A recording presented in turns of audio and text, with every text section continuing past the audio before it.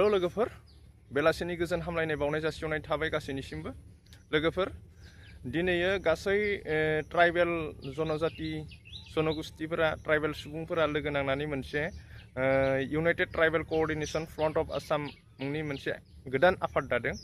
बियो ट्राइबेल सुबुंनि थाखाय मा मदद खालामगोन, ट्राइबेलफोरनि थाखाय बे आफादखौ मानो नांगौ, बे आफाद दानायनि गुबै जाहोना मा, नोंथांमोना बेखौ भिडिअखौ जोबजासिम नायग्रो। बे भिडिअखौ बेनि गेजेरजों नोंथांमोना बुजिनो हागोन बे आफादनि गुबै थांखिया मा। लोक हिसापे आमी অসমত বসবাস কৰি পেলাই অসমত থাকি পেলাই অসমৰ প্ৰতি যেটো আমাৰ সৰ্বোচ্চ ত্যাগ কৰাৰ পাছতো কিন্তু আমি অসমত বসবাস কৰি আমি অসুৰক্ষিত আমি অনুভৱ কৰিছো। আমাৰ নিজৰ মাটি হেৰাই গৈ আছে, নিজৰ অধিকাৰ হেৰাই গৈছে, নিজৰ ৰাজনৈতিক অধিকাৰ হেৰাই গৈছে, নিজৰ ভূমিৰ অধিকাৰ হেৰাই গৈছে। এই সকলো সমস্যাটো লৈ পেলাই কৰবাত নিজৰ আমি একত্ৰিত হৈ পেলাই যদি মাত নামাতো, এক হৈ পেলাই যদি আমি থিয় নিদিও জনজাতীয় লোক হিচাপে, ট্ৰাইবেল হিচাপে, তেনেহ'লে আমি এই অসমত বসবাস কৰি থকাত নিজৰ ভূমি নিজৰ অধিকাৰখিনি হেৰাই যোৱাত আমাৰ বেছি সময় নালাগিব। সেইকাৰণে আমি এটা সিদ্ধান্ত লৈছো। হয়, আজি আমি উপস্থিত আছো জাগিৰত হিন্দীখৰত ইয়াত টাউনশ্বিপৰ পৰিকল্পনা ইয়াত চলি আছে।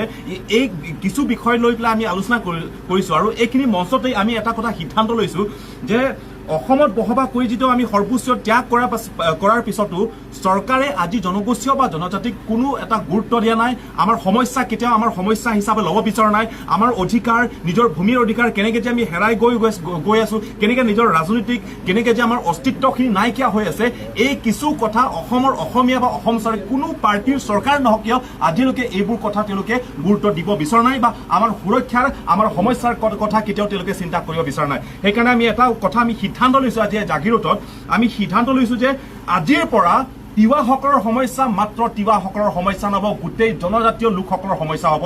কাৰ্বিসকলৰ সমস্যা মাত্ৰ কাৰ্বিসকলৰ সমস্যা নহ'ব, অসমত বসবাস কৰা প্ৰত্যেকজন জনজাতীয় লোকসকলৰ সমস্যা হ'ব। আজি দেউৰী, মিচিং, ৰাভা, বড়ো, গাৰো সকলো সমস্যা প্ৰত্যেকজন জনজাতীয় লোকসকলৰ সমস্যা হ'ব।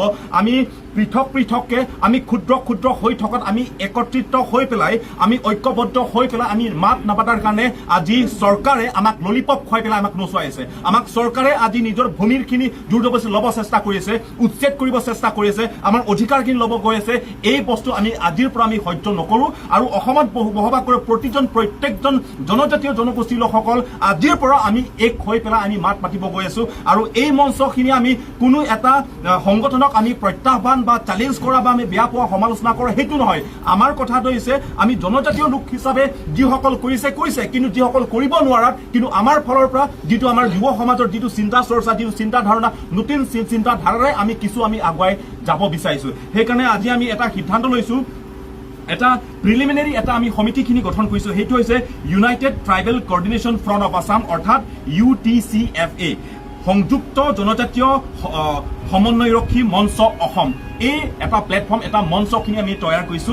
এই মঞ্চৰ যোগেদি অসমত বিভিন্ন প্ৰান্তত য'ত বসবাস কৰক, য'ত চুকে কোণে য'ত জনজাতীয় লোকসকল বসবাস কৰে, জনজাতীয় লোকসকলৰ প্ৰতি কোনো এটা যদি তেনেকুৱা দুৰ্ব্যৱহাৰ বা কোনো এটা সুৰক্ষাৰ ক্ষেত্ৰত হওক বা অধিকাৰ ক্ষেত্ৰত হওক, ক'ৰবাত যদি অসম চৰকাৰে এই সমদৃষ্টি নথকা, দমন কৰা, কোনোবাক আঙুলিয়াই দেখা, এইখিনি ক্ষেত্ৰত আমি কেতিয়াও শান্ত হৈ পেলাই আমি বহি নাথাকিম।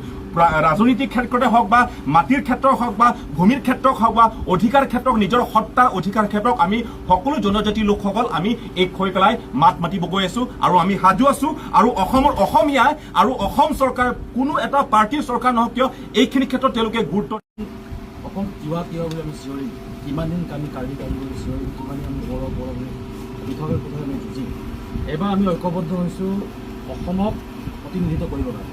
আমি এছামে ক'ব বিচাৰে যে আমাক ট্ৰাইবেল বুলি, নিজ জাতি বুলি আমাক তলত পেলাব বিচাৰিছে, কিন্তু আমি ক'ব বিচাৰিছোঁ যে অসমৰ প্ৰথমটো জনগোষ্ঠী আমি, অসম সৃষ্টি কৰা জনগোষ্ঠী আমি ট্ৰাইবেলসকল, জনজাতীয় লোকসকল। গতিকে মেইন ষ্ট্ৰীম অসমীয়া আমিহে হয়। গতিকে আমাৰ নেতৃত্বতে এতিয়া অসম চলিব। অসমৰ আমাৰ যিটো নেকি আমাৰ যিবিলাক অমীমাংসিত সমস্যা, তিৱাৰে হওক, কাৰ্বিৰে হওক, বড়োৰে হওক, মিচিঙৰে হওক, আমি সকলোৱে এটা ঐক্যবদ্ধ হৈ এটা আজি United tribal coordination front of Assam নামেৰে যিটো নেকি সংযুক্ত জনজাতীয় সমন্বয়ৰক্ষী মঞ্চ অসম, এই নামাকৰণে আমি সকলো জনগোষ্ঠী আমি ঐক্যবদ্ধ হৈছোঁ। আগন্তুক দিনসমূহত আমি প্ৰত্যেকেই ঐক্যবদ্ধভাৱে আমি তিৱাৰ ক্ষেত্ৰত, কাৰ্বিৰ ক্ষেত্ৰত, বড়োৰ ক্ষেত্ৰত আমি ঐক্যবদ্ধভাৱে আমি যুঁজ দিবলৈ আমি এটা আজি সিদ্ধান্ত গ্ৰহণ কৰিছোঁ। ইয়াৰ প্ৰথমটো কাৰ্যসূচী আমি অহাকালিলৈ জাগিৰোডৰ যি হিন্দীখৰ, এই হিন্দীখৰ ৰৌমাৰী খেলপথাৰৰ পৰা আমি জাগিৰোডৰ এই দেওশাল মন্দিৰলৈকে প্ৰায় 5,000 মানুহ লৈ আমি ঐক্যবদ্ধভাৱে আমি প্ৰথমটো কাৰ্যসূচী আমাৰ হ'ব হিউমেন চেইন, মানৱ শৃংখল কাৰ্যসূচী, তাত 5,000ৰ অধিক আমাৰ জনগণ ইয়াতে আমাৰ ঐক্যবদ্ধ হ'ব। লগতে আমাৰ ট্ৰাইবেল লিডাৰ্ছসকল আমাক ইয়াতে পাৰ্টিচিপেট কৰিব। তাৰ নেক্সট কাৰ্যসূচী আছে আমাৰ অহা 10 তাৰিখে, য'ত নেকি দিছপুৰ চচলত তাতে আমাৰ প্ৰতিবাদী কাৰ্যসূচী হ'ব। তাতেও মানে 2,000ৰ ওপৰত আমাৰ প্ৰতিনিধিসকল তাতে ঐক্যবদ্ধ হৈ আমি আমাৰ অধিকাৰৰ বাবে আমাৰ সংগ্ৰাম আমি কৰিব গৈ আছোঁ। আৰু আমাৰ স্পষ্ট কথা যে আমাক ট্ৰাইবেল বুলি, জনজাতি বুলি আমাক যি নেকি এছাম নিজকে উচ্চ জাতি বুলি যিসকলে নেকি চিনাকি দিব বিচাৰে, তেওঁলোকে আমাক 300টা ছেলে যি মন্তব্য কৰিছে, আমি প্ৰত্যেকটো মুহূৰ্তত আমি তেওঁলোকৰ মানে চোকা দৃষ্টি ৰাখিম। আৰু তেওঁলোকক আমি সকীয়াই দিব বিচাৰিছোঁ যে কোনো কাৰণতে আমাৰ এই ট্ৰাইবেলসকলক তেনেকুৱা কটু মন্তব্য আপোনালোকে নকৰিব।